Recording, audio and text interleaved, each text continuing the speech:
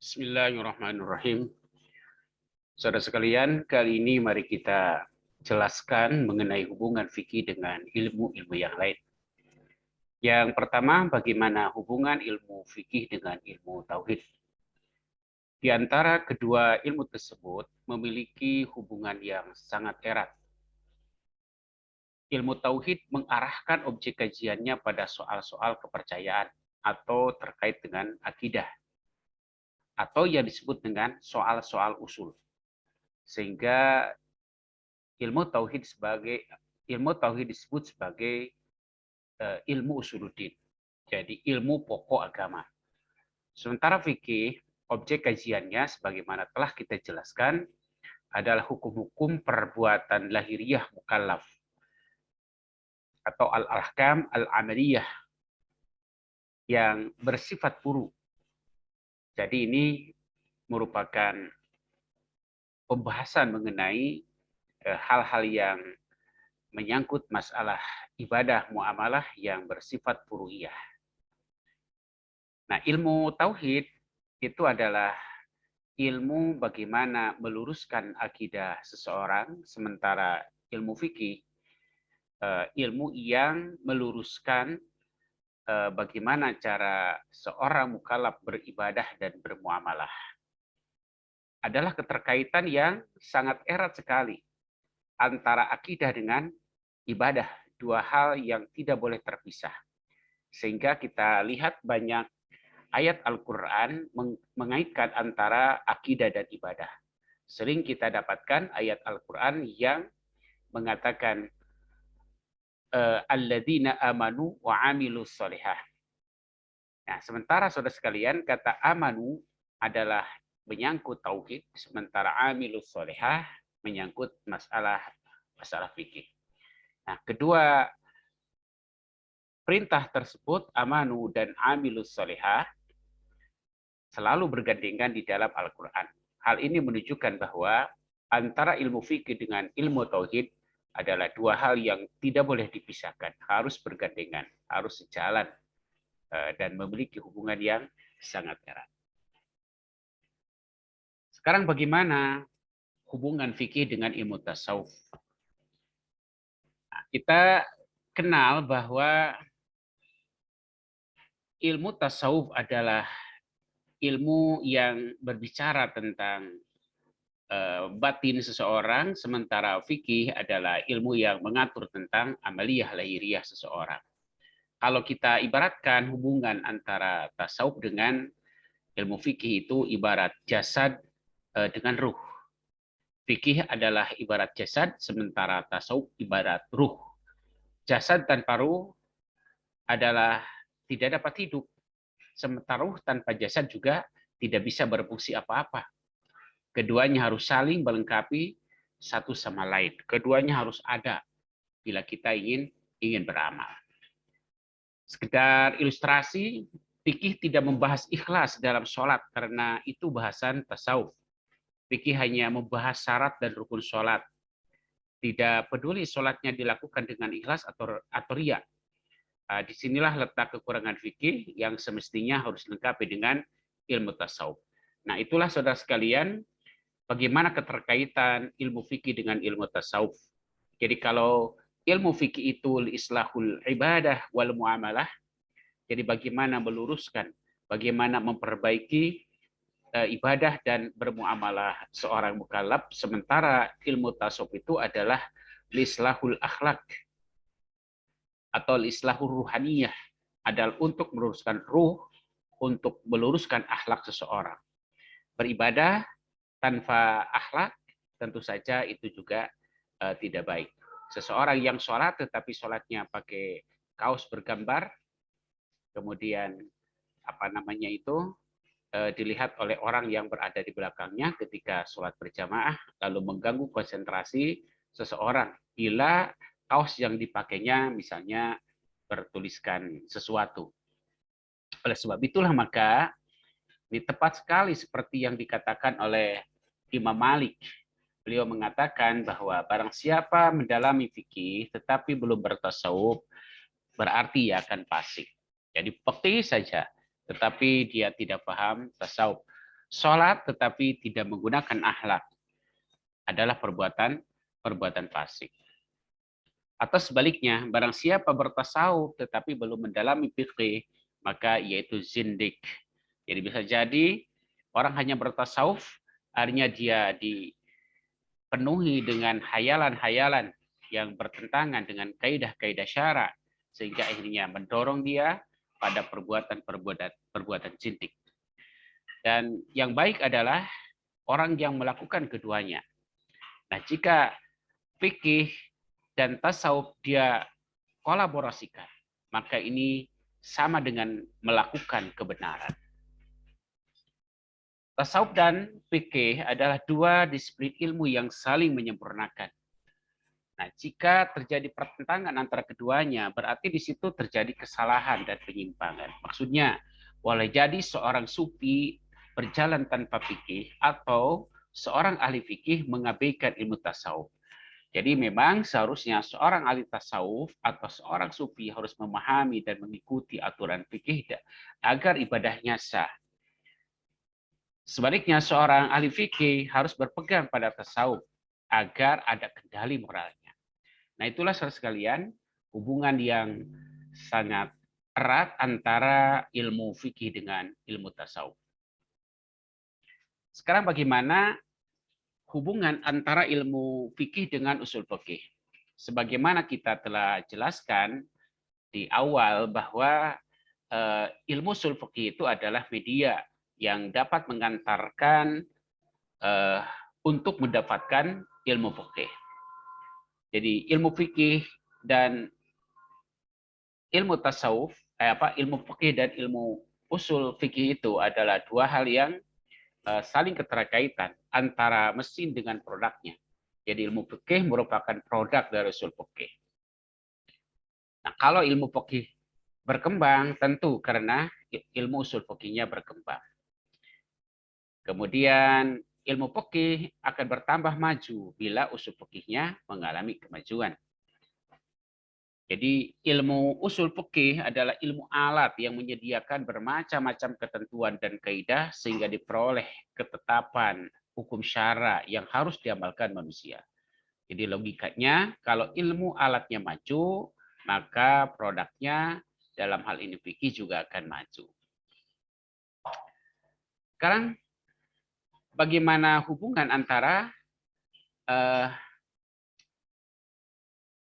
fikih dengan kaidah-kaidah fikih atau al-qawaid al-fiqhiyah. Sebagaimana halnya hubungan antara fikih dengan usul fikih bahwa kaidah fikih itu adalah alat untuk memperoleh ketentuan-ketentuan atau untuk mendapatkan keputusan hukum dalam fikih. Jadi ini kaidah fikih merupakan kaidah yang diambil dari diktum-diktum fikih secara induktif.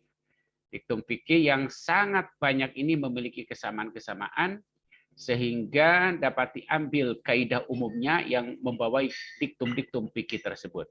Kaidah ini jumlahnya sangat banyak. Misal kaidah al-umuru bimaqasidiha. An-naflu awsa'u minal fardi. Al-yakinu la yajalu bisak, dan kaidah-kaidah fikhiyah yang lain. Nah, sekalian dari kaidah ini kita dapat melakukan penggalian hukum yang lain dengan cara ilhaq atau mengikutkan hukum yang baru kepada hukum yang ada. Jadi menyamakan sebuah kasus yang telah ada hukumnya dalam fikih dengan kasus yang belum ada. Namanya itu ada ilhaq atau mengikutkan hukum, mengikutkan kasus yang serupa kepada kasus yang telah ada. Melalui apa?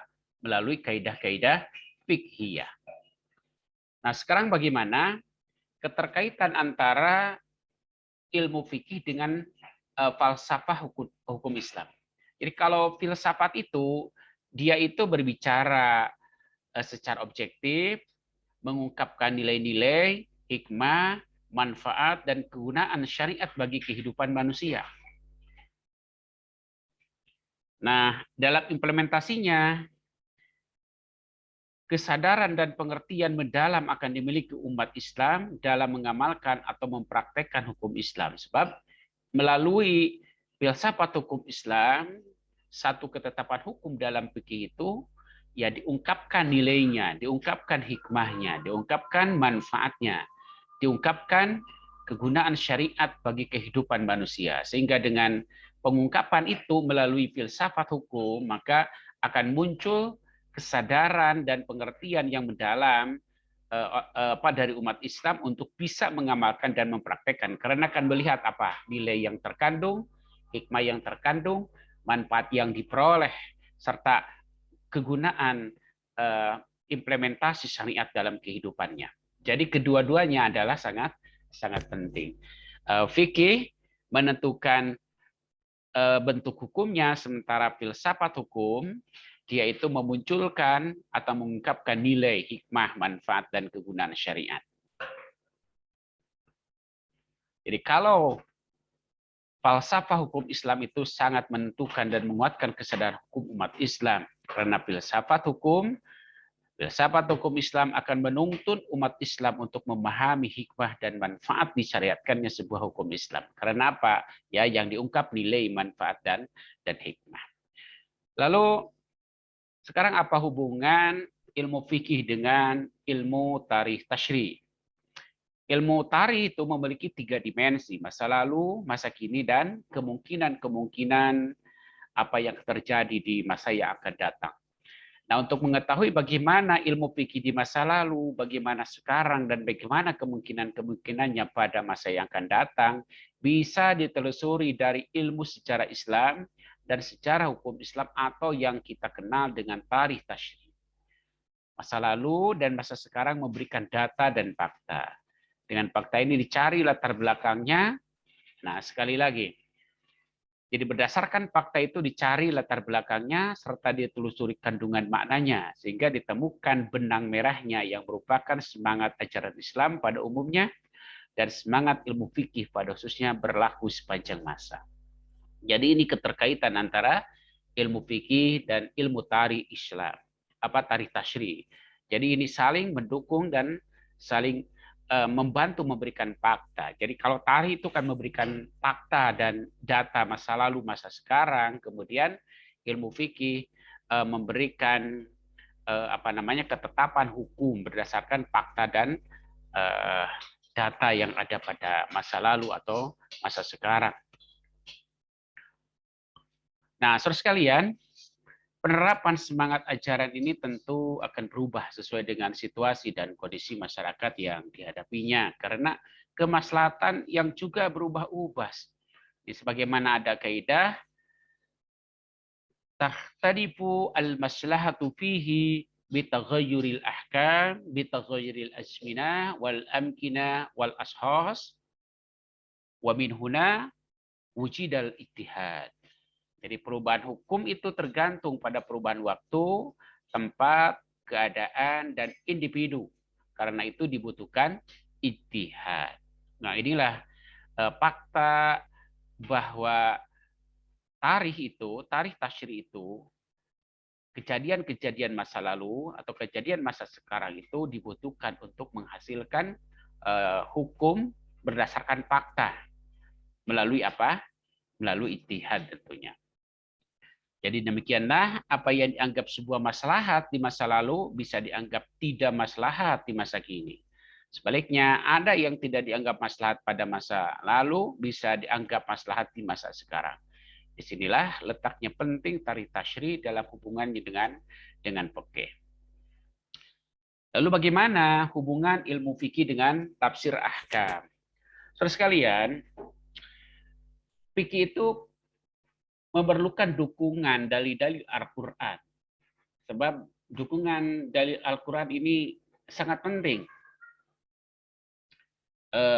Hanya saja memahami Al-Quran langsung dari kitab Al-Quran secara komprehensif itu tidak mudah.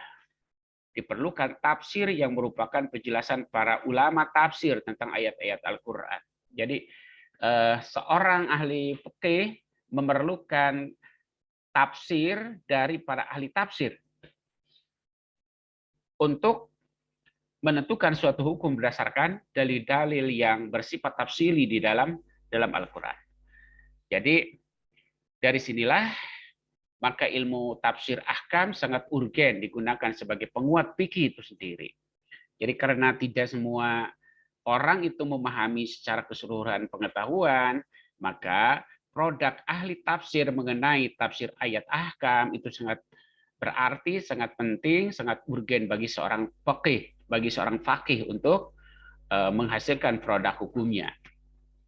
Sebab tidak semua ayat Al-Quran merupakan ayat ahkam. Dari 6.666 ayat Al-Quran menurut sejumlah ulama, hanya sekitar 600 ayat yang berkaitan dengan hukum. Jadi itulah pentingnya kita mendasarkan diri pada tafsir ahkam yang diproduk oleh para ahli ulama tafsir. Jadi tafsir ahkam itu sangat penting digunakan sebagai dalil yang menopang diktum-diktum fikih, dan berikut cara dan logika istinbat hukumnya. Sekarang bagaimana hubungan ilmu fikih dengan ilmu hadis atau dengan hadis ahkam? Sebagaimana juga tadi dalam hubungan antara ilmu fikih dengan tafsir ahkam, begitupun hubungan antara ilmu fikih dengan hadis ahkam ini merupakan sebuah sebuah hubungan yang sangat erat, sangat penting, sebab hadis ahkam itu merupakan dalil yang digunakan dan berkaitan dengan ilmu fikih. Jadi hadis ahkam itu merupakan hadis-hadis yang berkaitan dengan hukum Islam atau dengan fikih. Walaupun kita sesungguhnya itu sudah